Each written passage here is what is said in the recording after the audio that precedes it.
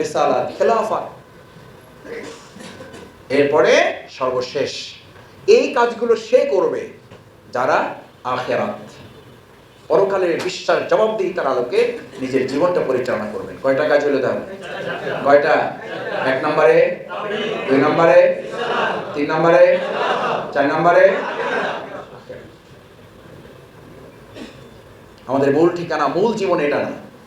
ওয়ায়াকুলুনা ওয়াইলাতানা মা লিহাযাল কিতাব, আমাদের ওখানে তো সব জবাবদিহি করতে হবে। ইয়া লাইতানি কদ্দামতু লিহায়াতি, আফসোস করবে সেদিন লোকেরা। এই আমরা, আপনারা, লোকেরা মানে কি? আমরা, আপনারা। লোকেদের কথা তো আল্লাহ তাআলা বলছেন যে সেদিন তারা আফসোস করবে আর বলবে ইয়া লাইতানি, আফসোস, দুর্ভাগা, কপাল পড়েছে আমার, কদ্দামতু লিহায়াতি, যদি ভালো কিছু কাজ এই জীবনের জন্য প্রেরণ করতে পারতাম। তাহলে কোরআনের জীবন এইটা না ওইটা? এইটা না পরকালেরটা? আপনি ঠিক করছেন কোনটা?